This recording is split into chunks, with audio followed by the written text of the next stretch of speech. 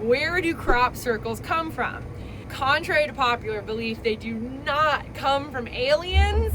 I make crop circles. Well, farmers who use pivots make crop circles. We are about to watch the entire pivot go by us on the road. This is a rare thing, and so I'm really excited to be able to share this with you guys.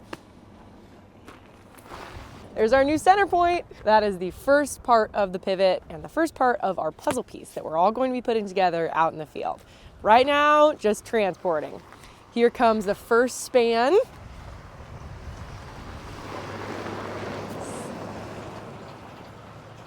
That's going to attach right to the center point. These things are moving down the road. The pivot spans are attached straight to a pickup, and then they've got little trailers that the tires are resting on, and they can just haul them straight down the road. Luckily, we're out in the middle of nowhere, so there's not much traffic to worry about. These guys are moving a pivot way faster than I've ever moved a pivot span.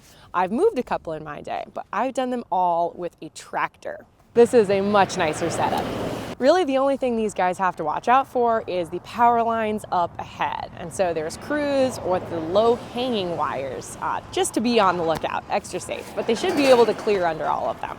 The next piece of this puzzle is the actual crane to lift these things off of the pickups and install them together. They all hook together nicely. Let's get out to the field.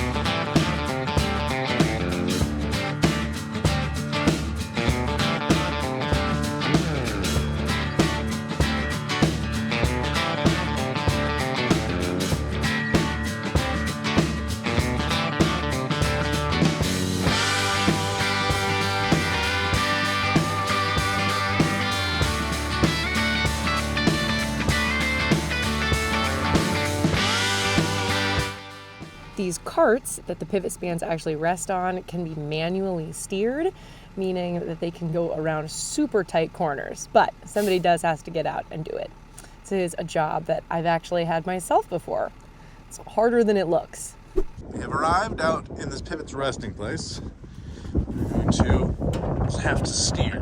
So pull that pin out, set that up there. Laura's going to drive up and around that weed patch, and I'm going to steer the pivot up next to those other ones. Do that. This thing. Stick it in there. And voila, I can steer the tires now. Now we're pretty much crab walking this pivot.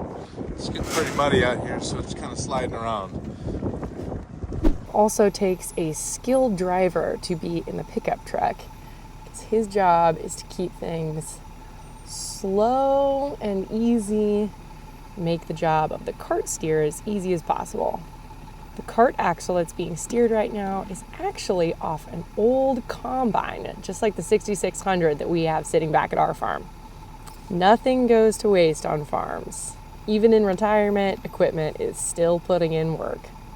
The field entrance right here, they're going to get closer and steer it down in, and then that same action will be repeated for every single span.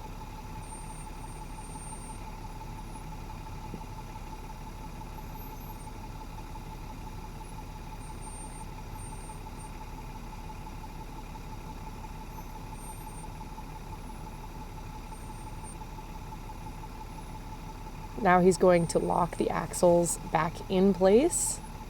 So they just move straight forward and on to move the next span. This is a behind the cab crane on a four-wheel drive truck chassis that we're actually going to be using to lift the spans off of the pickups and attach them together in a line. They use a crane truck setup like this so they can maneuver around in fields, even in tough conditions. There's a total of 8 spans and the center point that will be moving down the field like this. This first spin is the one that has to travel the longest into the center of the field, and they all get hooked on in succession. This pivot that we're replacing is from 1972. We have been slowly holding it together, repairing it with brand new UMC parts, and it's been working up until just this past summer. The pipe is just so rusty, it can't effectively do its job anymore. So this 1972 pivot is finally going to get to retire, and it is being replaced with a new to us pivot from 2002. Here's the center point coming in now. Come here, buddy. This is the real star of the show here. Roscoe is actually in charge of this pivot moving operation. Everybody say hi to Roscoe. What a good boy. Before I actually started farming with Grant, we had a little bit of a business together actually servicing pivots. And we came to pivots like this one. I always dreaded it because these old center drives and gearboxes are not very easy to service. So I have to say, while I'm grateful for all the years that this pivot put in, I'm really excited to see it go. This is actually the first pivot my grandpa ever bought. This was a tow pivot, so you could actually turn the wheels aside and haul it to another field. So he split this pivot between 2 fields to save himself a little money.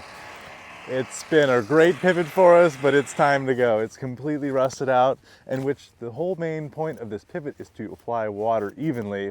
It's gotten to the point where it's dumping water out in certain points and doesn't have enough pressure on the end. So therefore, it's very inefficient and doesn't water our crops very well. Parts are straight up literally falling off of this pivot. Time for a new one. Check this out. Turkey feather covered in frost. Down here there's a bit of a tree line here, so I bet there's some roosted up in the trees overnight. Isn't that cool? Here is an example of a gearbox that we replaced. This is a brand new UMC gearbox and joint here. Now that stuff will not be going to waste. We're actually going to go through and strip all of the great parts that are still useful, like these that haven't put in that many circles, and we can keep those for future pivot repairs. We are also going to be taking all of these tires off, even this cracked one. Even though it's not in the best condition, this tire should be able to get us several more summers of use and save us from buying new expensive tires. Stuff isn't getting cheaper, that's for sure.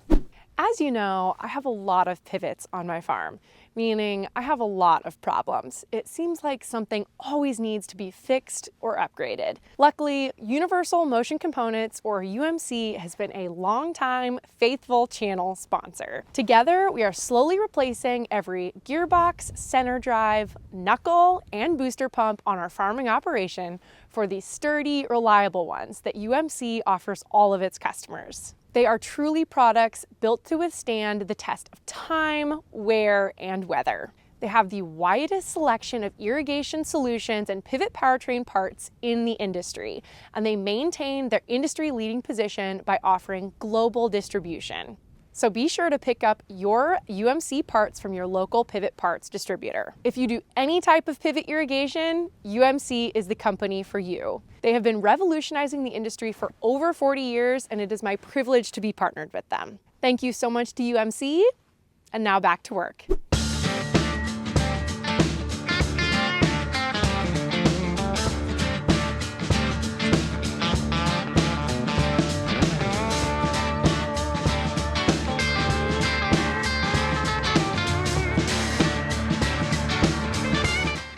Slid the old center point up and off of the concrete pad that we have there, and now the new center point can go on. This was what makes the center of our crop circle. Everything else spins around this point.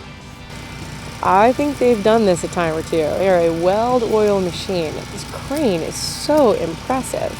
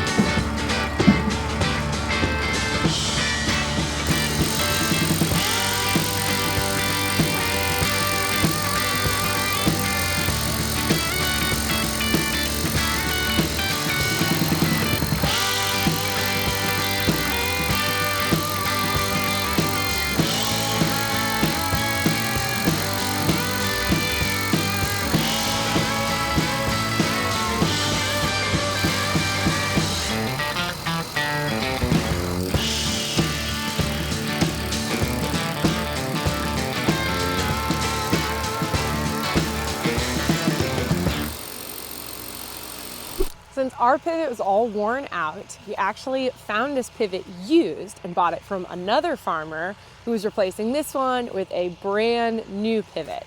They moved all of these spans from his field. They picked them up, put them on these carts, moved them down the road, and brought them straight to our field.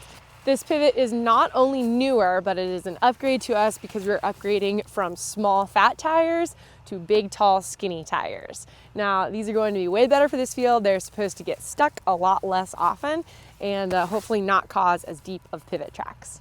We got this used pivot for $20,000 as opposed to a brand new pivot, which costs $100,000. But you kind of pay the price for that cost because it is still a used pivot, so I anticipate having to fix a few things on it. We're getting up on the center point here. Things are coming together. Nobody ever said these things were stable. You're going to use the crane to take this span off of the cart, and they just have to do this all over 8 more times. This crew is going to accomplish in one morning what took me and Gran over a week to do, because we've actually done this job before, just in a way less efficient way. It's so cool to watch people do a job that is their only job.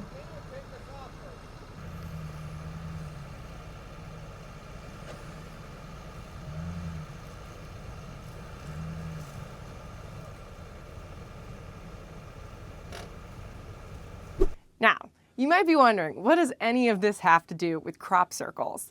Once all of these pieces are put together, they're going to form a completed pivot that's going to be watering our crops. Beneath them is going to spring up vegetation, lush and green, that we planted there, and it goes in a circle. So that vegetation that you see from up above, those circles, they're because of pivots, watering farmers' crops. Now, while the professionals are setting up our new to us pivot, we have a job to do. The pivot goes around in a circle, but always the exact same circle. And after a year of irrigating, the ruts can be pretty deep. Deep enough that they are hard on equipment, difficult to drive over, and if you don't do something about them, the pivot can actually get stuck more often. I don't want that. So we have a pivot track closer, an implement that is specifically designed for this problem, hooked up to our tractor, and we are going to be getting out in the field today, driving around and around in circles, closing pivot tracks. This thing might not look very big, but it's very important and does a great job, just what it's supposed to. Let's get out to the field. Here we have the remnants of our sweet corn patch, and our sweet corn patch was actually watered by a pivot. So I have the opportunity to close a pivot track on the smallest field on the farm here, the sweet corn patch. Just getting it prepped and ready for next year.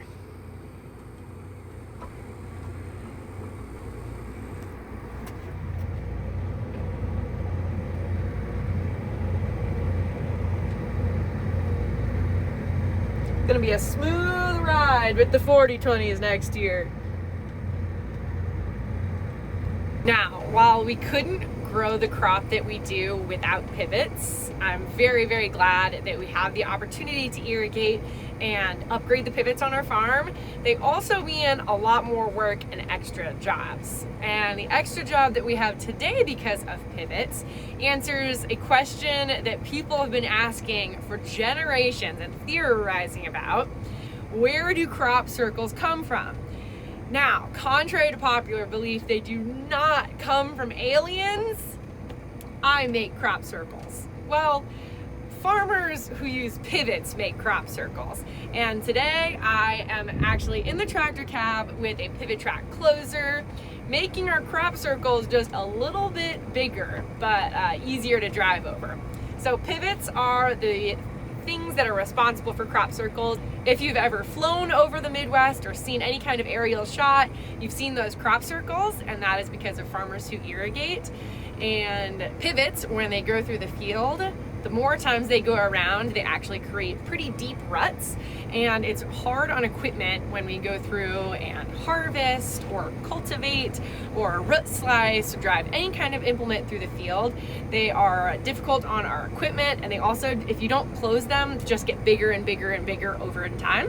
We plan on irrigating for a long time to come. So after every irrigating season, we get to sit in the tractor for many, many days at a time, because this pivot track closer, it's an Orthman track tiller, will go through every single field, every single circle. So miles and miles and miles of literally driving in circles. I can't go too fast because we do ridge our fields, and so you'll notice I'm going over bumps and going over bumps, and those are rows of corn from last year that have been harvested. But these circles are big enough that I don't get dizzy, and it's actually a very satisfying job. And after all of the hustle and bustle of harvest season, it's nice to have a job where you're just sitting for a sec in the tractor cab. Nobody else out here, just me, tractor, and the pivot track closer. And this is what it looks like after I close. This is going to make all of the other jobs we do in this field way easier, actually make it easier for the pivot to make its circles next year. We've tried a couple different methods of track closing, and so far this Orthman track tiller has been our favorite. There are several different phases that the ground goes through as you pull this thing over it, and it just seems to do the best job. My favorite part is that rolling basket, which really just leaves a nice smooth finish over the ground we just worked. No matter what size tires you have on your pivot, you know, tall skinny ones, short fat ones, tall fat ones, but they all leave a pivot track, and they all need to be closed. Next time you're up in an airplane or you're looking at a big map overview, especially of the Midwest or really anywhere where there's a big centralization of agriculture, and you see those crop circles, you just be thinking about me out here sitting in a tractor going around and around in circles. It looks so good back there. Wow, that is exactly what a pivot track closer is supposed to be doing. Leaving nice, smooth ground for us to drive over later. The interesting thing about farming is that we do pretty much the exact same thing over and over and over every single year.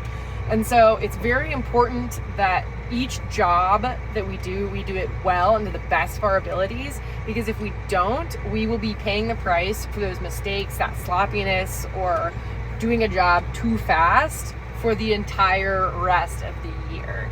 We really want to set ourselves up for success with each job that we do. Closing these pivot tracks on these hillsides and these slopes is especially important because this is a prime area for a pivot to get stuck. And we've actually had a pivot get stuck right in this exact spot that we're going over. Is that the hole? Oh, That's the hole. Nice. we gotta stab them with a shovel so they don't float. Look at this pile of mud that this tire is pushing. So this one, you'll notice it has a track around the outside, and that's because it always gets stuck. Look at this mud that's just gushing out from every angle. All right, it's about to hit our first bag of rock here. So far, okay, it's starting to go under it. Here we go. We should have spaced them out evenly enough that by the time this one is over the first bag of rock, that back tire starts to hit our second round of piles. Oh, see, it's sinking where we don't have rock. Hopefully that back tire is enough to push it through. The next bag is right here. So it's just got to make it through this spot. Come on. Come on. Come on. Stay under there. Oh, it's pushing. And it was a big mess, to say the least. I would really like to avoid that.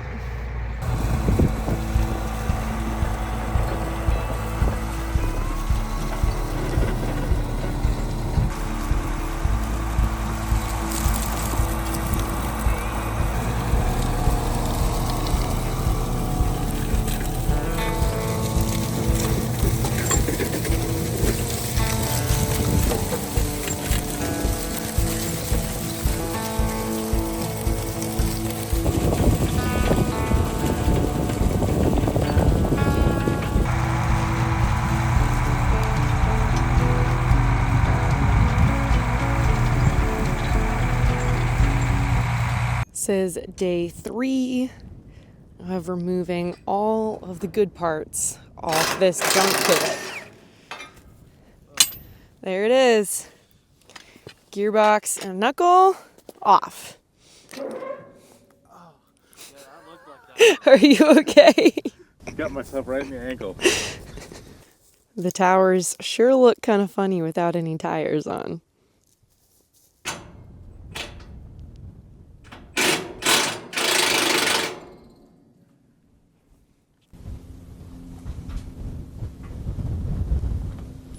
Minus 1 tire. There is the contents of the powertrain parts of a pivot tower. On this trailer behind me, there are 18 perfectly good tires, as well as a bunch of center drives and gearboxes that we stripped off of the junk pivot that's getting replaced. All of these are going back to the farm, and they can be put to use over the coming years whenever we have a tire of this size that needs to be replaced. These are all going to be put to good use. Everything that is left on that pivot that we left behind is scrap. It's junk, worth nothing, and can be hauled away. But now, the new pivot is up, totally installed, and is almost ready to work. Should we go look at it? And here we have it. Out with the old pivot and in with the new to us pivot. It is used, but it is up and almost ready to be used. The problem is, we don't have any crops to water yet. So this is going to sit out here all winter long, and come spring, when it's time to start planting, this pivot will be put to good use. I'm so glad that we are getting rid of that junky one, and we should have much better luck with this one. Hopefully we aren't out here repairing anything anytime soon, right? And with that, you have your answer. This is the truth behind crop circles. I know it's not that exciting, but it means a lot to us farmers, especially here in Nebraska, where irrigation is absolutely vital to our farming practices. So the next time you see a drone shot or a Google Maps imagery, or you're flying over the middle of the United States, be on the lookout for crop circles, because now you know where they really come from. Thank you so much for watching today's video. I hope you learned something, and we'll see you in the next one. Bye.